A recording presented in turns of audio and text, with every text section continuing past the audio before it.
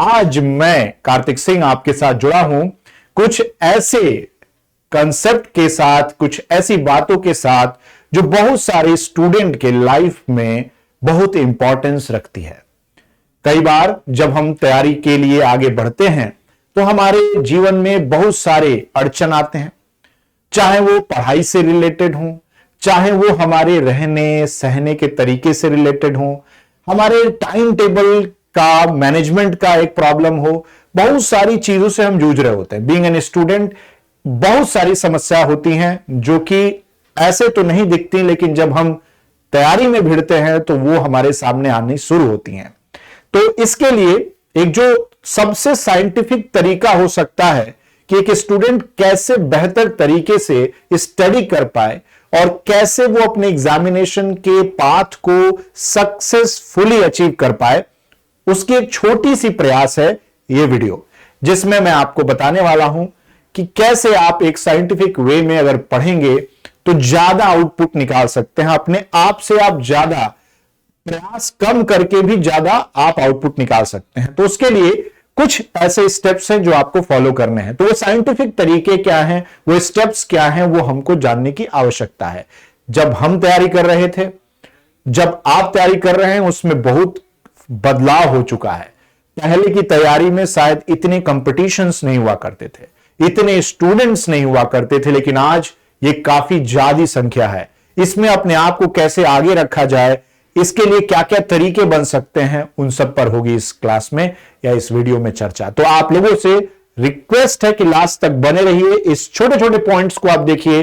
हो सकता है इनमें से कई ऐसे पॉइंट हैं जो आप ऑलरेडी जानते हो, लेकिन अब तक उसको आपने एग्जीक्यूट नहीं किया है।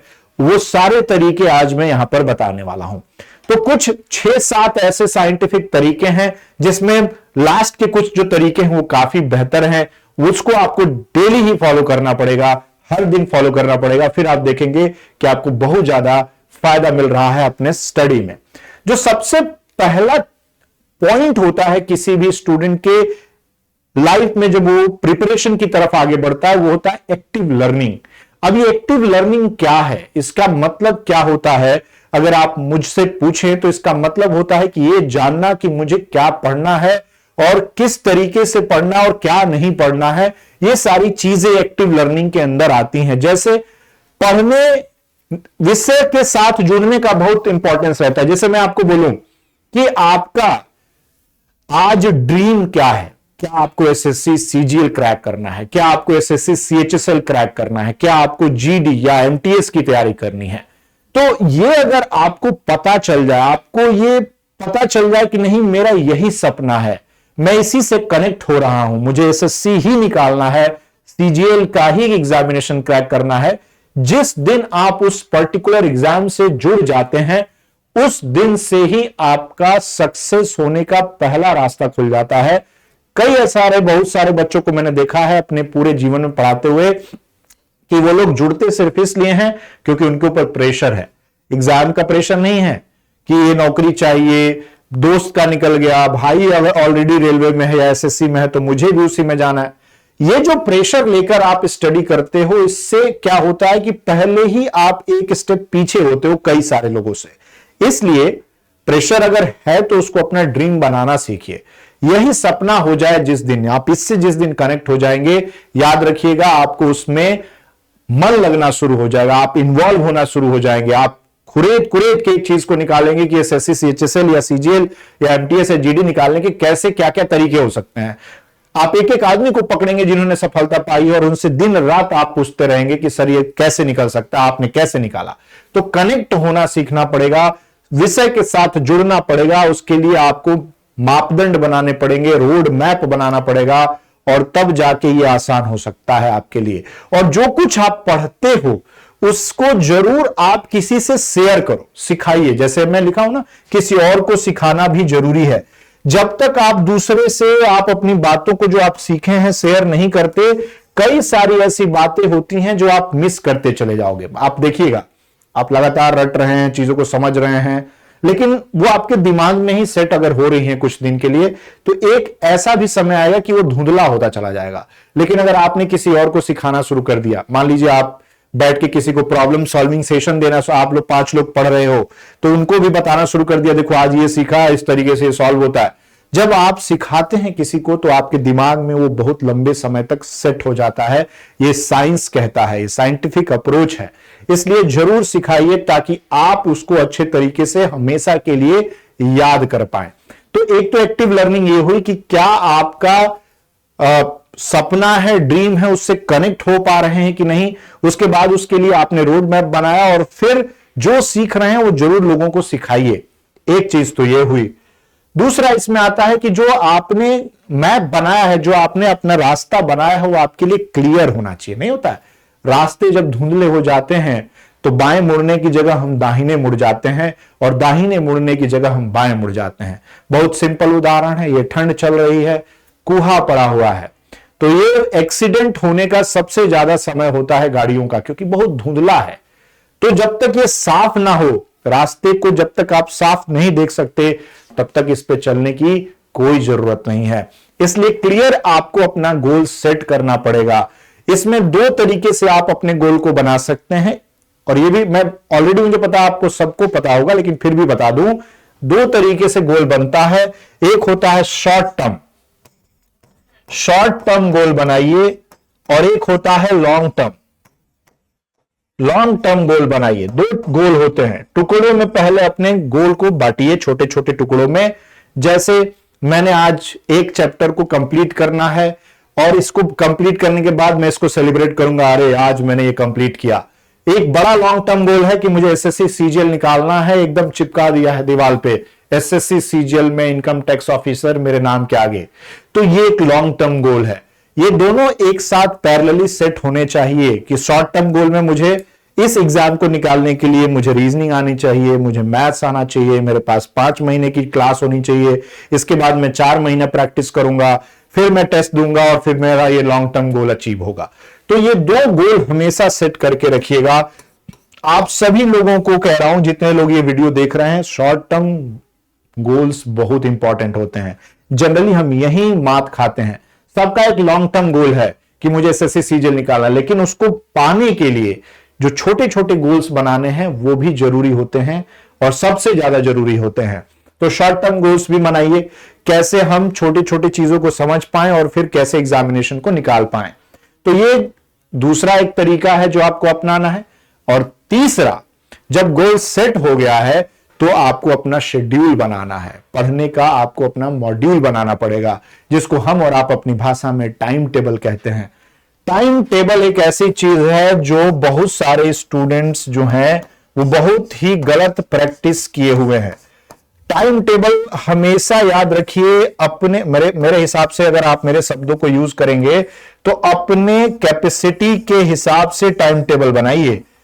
और वो कहते हैं ना, हमारी कितनी इफिशियंसी है, औकात है, उस हिसाब से मुझे शुरुआत करना होता है।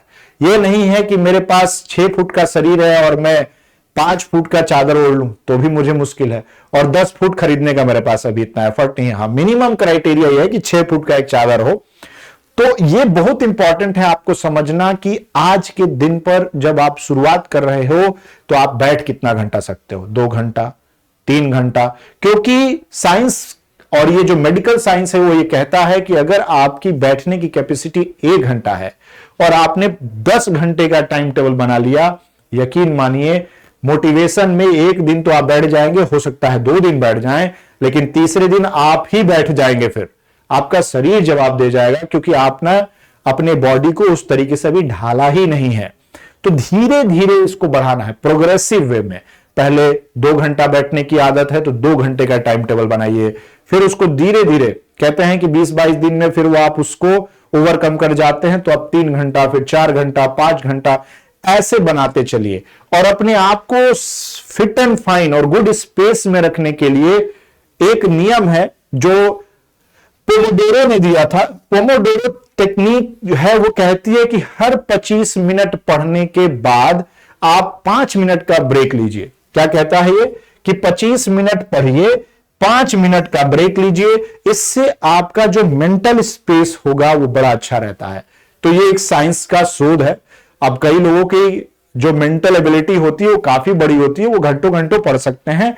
लेकिन इनिशियली बिगिनर्स के लिए ये बहुत फायदेमंद है कि आप लंबा नहीं पढ़ सकते तो टुकड़ों में पढ़िए। 25 मिनट पढ़ा, 5 मिनट वेट किया, कुछ अपना ऐसा एक्टिविटी किया, गाना सुन लिया, या फिर कुछ हो सकता है आप थोड़ा सा बाहर निकल गए, घूम के टहलाए, रोड से एक बार घूम के चले आए, पार्क में थोड़ा दौड़ के चले, 5 मिनट का जो है आप 5-10 मिनट का ब्रेक लेके और फिर स्टार्ट कर सकते हैं।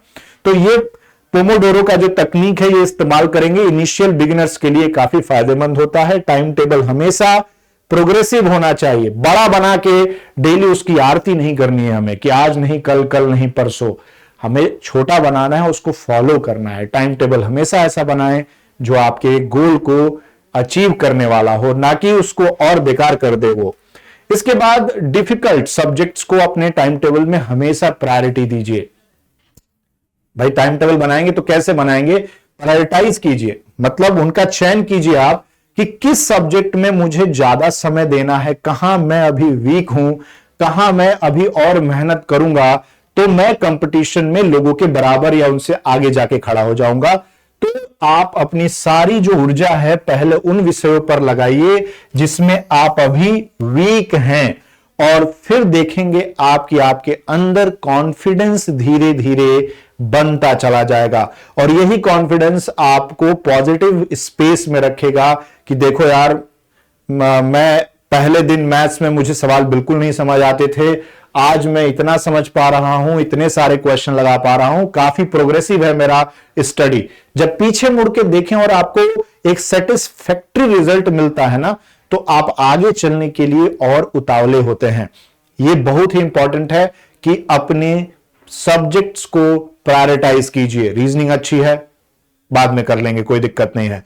मैथ्स में कमजोर हूं, मेहनत करनी है मुझे। जीके जीएस लंबा सब्जेक्ट है, ज्यादा समय देना पड़ेगा मुझे। ये सारी चीजें प्रायोरिटी पे सेट करके टाइम टेबल बनेगा। ऐसा नहीं है कि सबको बराबर बराबर समय देना है।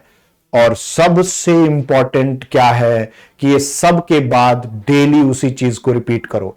बहुत ही भद्दा काम है ये, बहुत ही बोरिंग, बहुत ही आप कह सकते हैं कि क्या बोलते हैं हम लोग अपनी भाषा में कि उबाऊ है।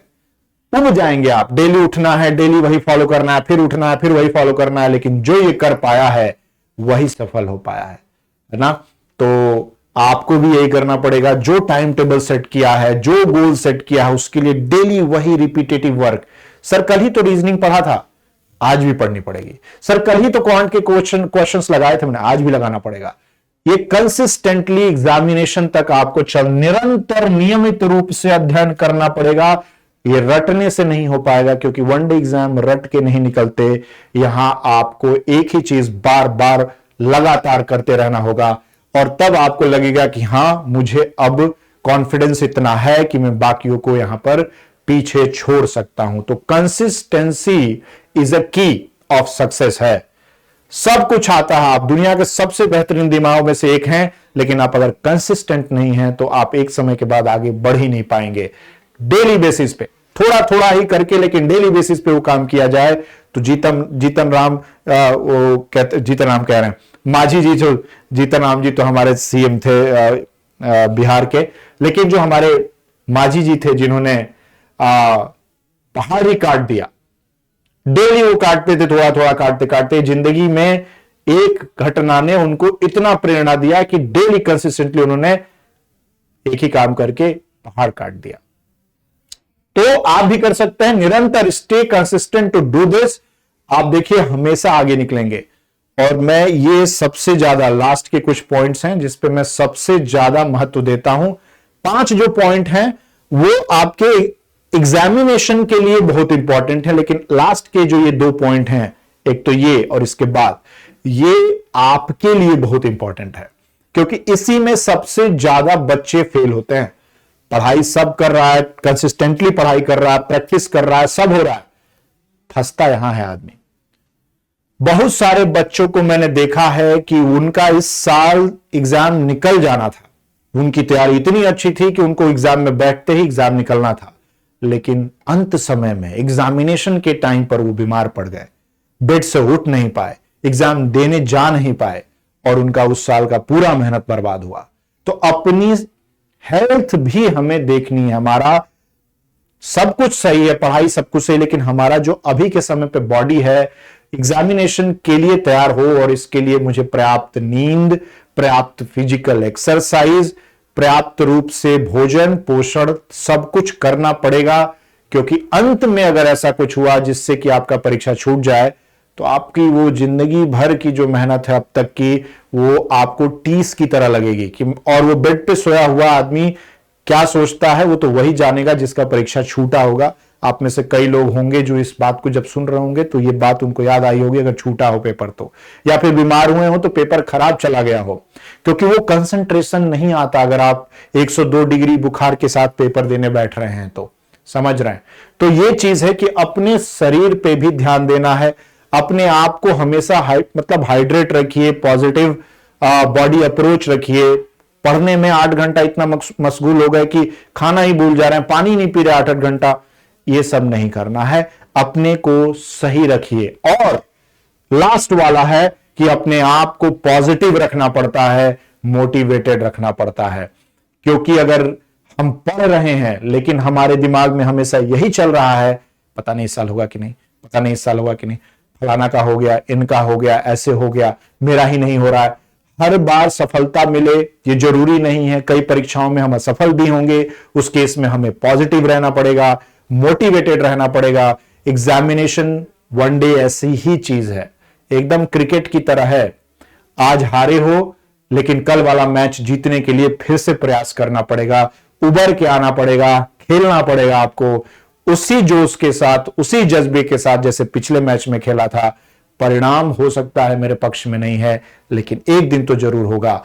इसलिए हमेशा एक मेंटल स्पेस पॉजिटिव बनाइए। आसपास के जितने लोग हैं उनका माहौल आप ऐसा क्रिएट करके रखिए कि वो लोग भी पॉजिटिव रहें, तब भी आप भी रह सकते हैं। घर में रहते हैं तो वहां पॉजिटिव माहौल में रहिए। फ्रेंड सर्किल है तो पॉजिटिव फ्रेंड सर्किल बनाइए। दोस्तों का, सही दोस्तों का होना बहुत जरूरी है आपके जीवन में। सही दोस्त चुनिए और मोटिवेटेड रहिए। हमेशा ये कहता हूं मैं, क्योंकि जिस दिन मोटिवेशन ही खत्म हो गया उस दिन कोई और देखो, एक और सवाल बहुत सारे लोगों से आता है, सर कुछ मोटिवेशन दे दीजिए। कोई मोटिवेट नहीं कर सकता आपको। मैं अभी बोल के जाऊंगा, हो सकता है 2 बातें अच्छी लग जाएंगी, लेकिन आप फिर उसी जाल में, इंसेप्शन में फंस जाएंगे। फिर वही दिमाग में चलेगा, केवल और केवल आपको कोई मोटिवेट कर सकता है तो आप खुद। और ये तब होगा जब आप पहले पॉइंट पे चले जाइए, जब आपका गोल सेट हो, आपका थॉट प्रोसेस उसी लाइन पे चल रहा है कि मुझे एग्जाम निकालना है। तो ये कुछ ऐसे साइंटिफिक तरीके हैं जिनमें से कई आप ऑलरेडी जानते हो। इनका अप्रोच अगर आपने सही कर लिया तो 110% आपकी सफलता गारंटीड है। पढ़ाई और पढ़ाने वाला सफल नहीं बना सकता आपको जब तक आप इन सभी को एक साथ एग्जीक्यूट ना कर पाओ। उम्मीद करता हूं ये जो 7 पॉइंट मैंने आपको बताए एक क्लियर होंगे और आप इसको अब आगे से फॉलो करते हुए तैयारी करेंगे, और मैं मानता हूं कि इससे आपको बहुत फायदा मिलेगा। मैंने भी किया है, आप भी कर सकते हैं। जय हिंद।